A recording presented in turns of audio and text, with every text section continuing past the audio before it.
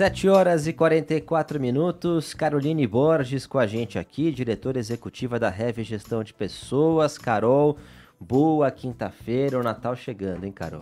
Natal chegando, essa quinta-feira estou aqui com vocês, semana que vem a próxima, quem me cobre é a Mauri Kelly Telles. Muito bom, muito bom. E Carol, hoje a gente vai falar sobre a importância do descanso para produtividade e saúde, é uma pauta realmente muito importante, né? E acho que chega nesse momento do ano, já em dezembro, a gente com aquele cansaço acumulado, todo mundo realmente ali querendo pelo menos alguns dias de descanso, e isso certamente impacta demais na nossa vida, né, Carol?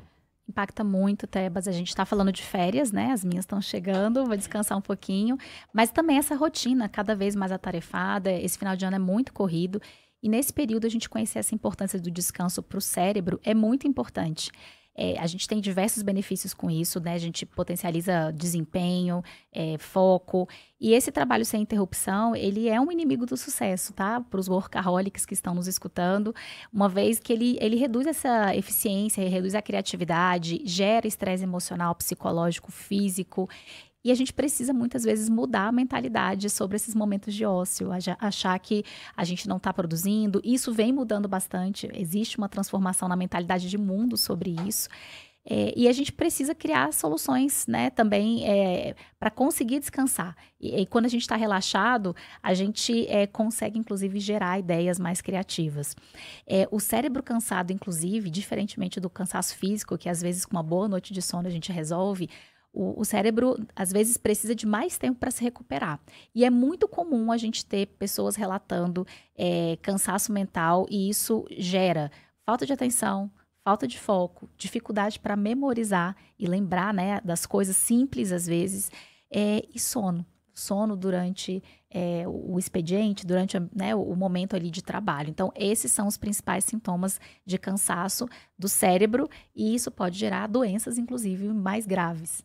Carol, momento terapia público aqui, viu, Rafael Tebas? Eu vou me expor aqui, mas eu sei que é para um bem maior que talvez você, ouvinte, possa se identificar comigo. Você sabe, Carol, que pouco tempo atrás eu fui aprender a tirar férias, porque durante muitos anos da minha vida, ao tirar férias eu me sentia mal, eu me sentia incomodado, eu achava que eu não estava sendo produtivo, eu achava que eu estava relaxando demais, eu achava que eu estava descansando demais, então eu não conseguia relaxar o corpo, eu não conseguia relaxar a mente, eu tinha que mesmo de férias estar pensando em trabalho, estar atento com as notícias. Jornalista talvez sofra um pouquinho mais do que a média em relação a isso, mas eu sei que é uma coisa generalizada. E aí, diante disso, Carol, eu te pergunto que benefícios traz pra gente descansar o cérebro e que dicas você me daria, então é pra mim aqui também hoje, viu, Tebas, para dar maior aproveitamento desse descanso?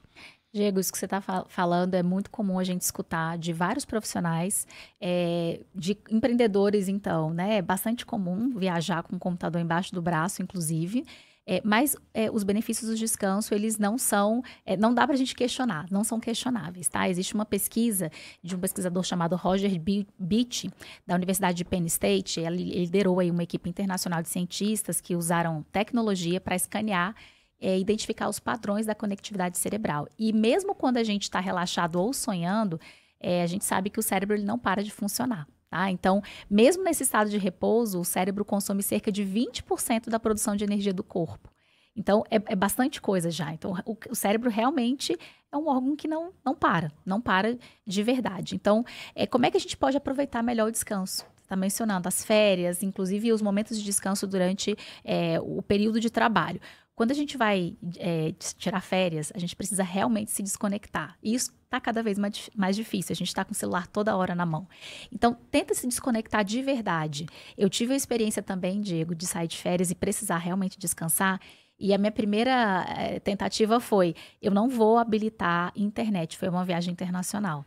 E eu realmente fiz isso. Nos primeiros dias, eu transpirava frio, assim, eu falei, ai meu Deus, se acontecer alguma coisa... Tinha deixado as crianças, inclusive, em Brasília, e deu tudo certo. De tempos em tempos, eu passava num local que tinha internet, conectava e sabia o que estava acontecendo. Então, realmente, tenta se desvincular do celular, das redes sociais.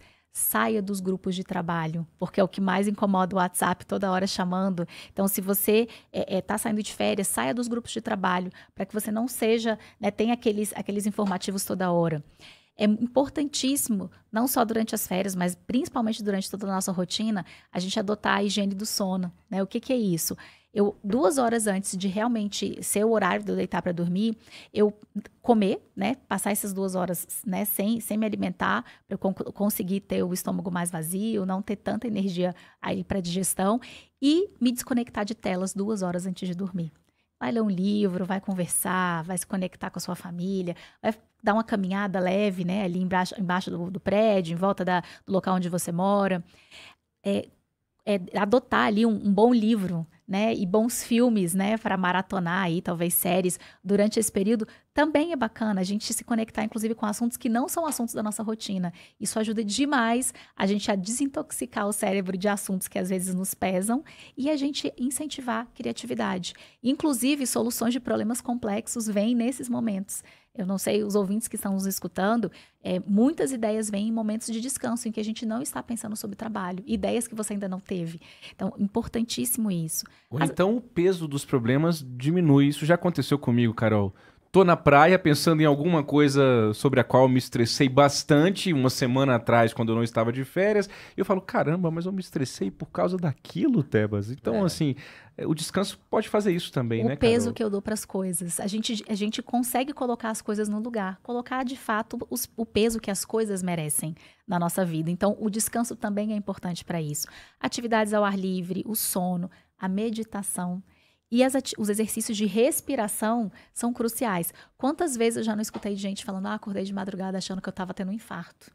Eu não estava conseguindo respirar e era cansaço, estresse. Você começa a aprender a educar o seu corpo, a conhecer seu corpo e entender que você está cansado, que você precisa descansar, precisa ter uma pausa. Isso é importantíssimo. Muito bom, né? Essas dicas muito boas, Carol. Essa de tentar ficar um pouco desligado das redes sociais, das telas, 2 horas antes de dormir. Eu não sei, para mim funciona muito quando eu vou caminhar à noite, consigo fazer um exercício de caminhada mesmo, eu começo a raciocinar melhor, tenho boas ideias caminhando. Isso realmente fez, enfim, para mim aqui fez todo sentido. Agora, e as técnicas para quem está trabalhando, para o descanso do cérebro no meio da rotina? Existem técnicas para isso? Existem técnicas. Eu vou falar de uma que provavelmente aqui em Brasília muita gente conhece, chama técnica Pomodoro. É uma forma de gerenciamento do tempo, mas muitas pessoas que estudam, principalmente estudam para concurso, utilizam essa técnica.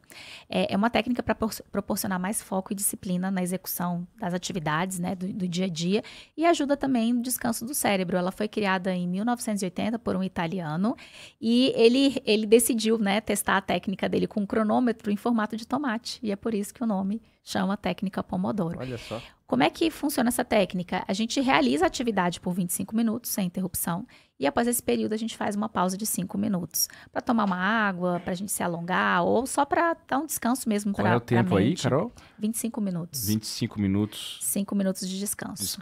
25 minutos, 5 minutos de descanso. E aí, após esses 4 pomodoros, é indicado ir aumentando o tempo entre as pausas por 15 até 30 minutos, tá? Então, 4 pomodoros, você aumenta um pouquinho, em vez de 5 minutos, tira 15. E a ideia é que durante esses 25 minutos, a gente realmente se abstenha de todas as distrações, a gente se concentre totalmente a atenção na atividade que a gente se propôs a fazer. Com o tempo, essa rotina vai melhorando a capacidade de atenção, de foco, né, de ter um tempo realmente de qualidade de descanso. E não é a quantidade desses pomodoros realmente que interessa, mas a qualidade que você colocou para desenvolver a atividade e também a própria qualidade do descanso, tá? Então, é claro que essa técnica pode ser adaptada, não necessariamente, 25, não, eu consigo fazer 30, 40, mas não passar longos períodos sem eu conseguir dar um descansozinho para o cérebro. É uma oxigenação que a gente precisa para ser mais produtivo. Muito bom, interessantíssimo, Daqui a Carol. pouquinho tem os nossos 5 minutos, viu, Rafael Tebas? Já tá dando quase 25 minutos de jornal aqui, ó. Daqui a pouquinho voa, tem os nossos inclusive. 5 minutos. Carol, uma outra dúvida que eu tenho em relação às empresas. A gente falou bastante sobre o nosso comportamento, né, do profissional, enfim, para descansar. O que as empresas ganham com o descanso do profissional? Tebas, as culturas que levam em consideração e aproveitam tudo isso, que é ciência, né? Tudo que está sendo descoberto sobre o funcionamento da mente, como incentivar e estimular a criatividade, a clareza, a produtividade, elas têm funcionários mais engajados, elas têm pessoas mais saudáveis, mais criativas, têm estratégias mais inovadoras. Então, o que é importantíssimo? A empresa precisa observar e cuidar das pausas, elas precisam acontecer, as pausas laborais, a pausa do almoço, né? As pessoas precisam parar para almoçar, sair da frente do computador. Então, tem aquele colaborador que está sempre na frente do computador, almoça na frente do computador. Isso não pode acontecer, as empresas precisam observar e gerenciar isso. A ginástica laboral, ela é muito bacana também, para que exista uma movimentação, para que oxigene ali, né, realmente o pensamento. Muitas empresas vêm investindo em espaços de descanso, então a gente vem escutando falar sobre as salas de descompressão, isso é muito legal. Inclusive, algumas têm o horário da sonequinha instituída, vocês sabem disso?